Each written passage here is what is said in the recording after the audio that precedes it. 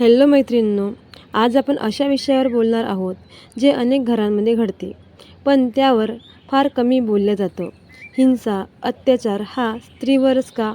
हिंसा किंवा अत्याचार स्त्रीवर अनेक कारणांनी घडते.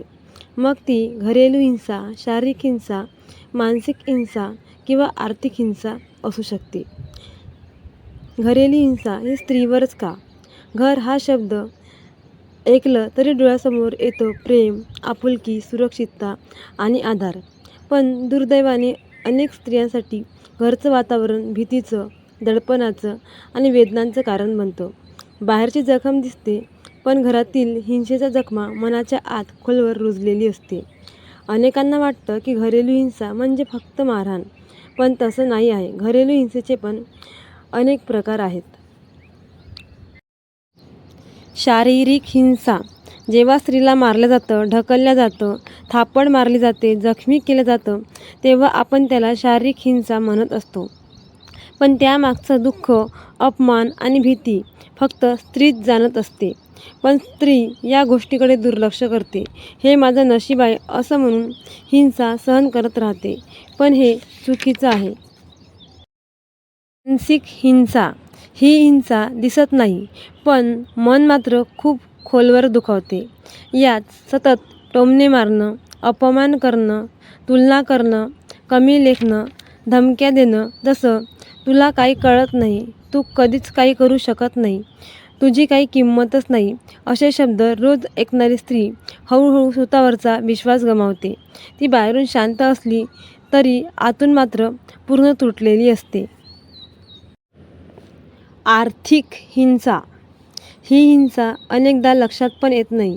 स्त्रीला पैशावर अधिकार न देणं, तिच्या खर्चावर नियंत्रण ठेवणं, कमावलेले पैसे हिसकावून घेणं, बाहेर काम न करू देणं, हे एक हिंसेचं एक रूप आहे.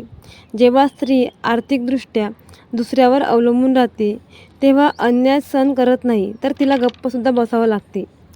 जर मी विरोध केला तर पुढे जगायचं कसं, या भीतीमुळे ती गप्प राहते आणि हिंसा सहन करत असते. भावनिक हिंसा, ही हिंसा मनावर होते. प्रेम असूनही दुर्लक्ष करणं, जाणीवपूर्वक दुखावणं, तिच्या भावना समजून न घेणं, ह्या सगळ्या भावनिक हिंसाच आहे.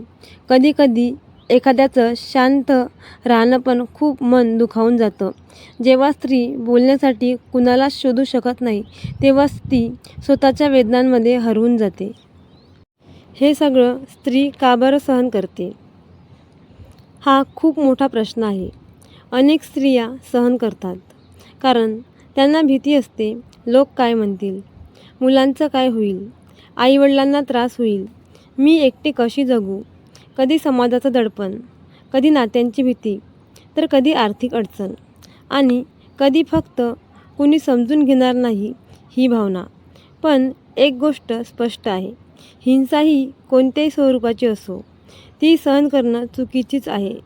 स्त्री शांत आहे याचा अर्थ असा नाही की तिला त्रास होत नाही. ती बोलत नाही म्हणजे ती ठीक आहे असं पण नाही. कधीकधी तिच्या हसऱ्या चेहऱ्यामागे खूप वेदना लपलेल्या असतात.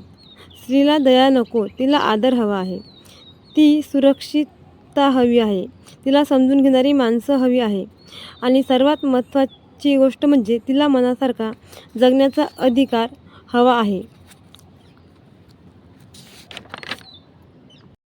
स्त्री सहनशील असते, पण सहन करणं ही तिची कमजोरी नाही. तिच्या शांततेमागं एक आवाज असतो, फक्त तो ऐकणारी माणसं हवी असतात.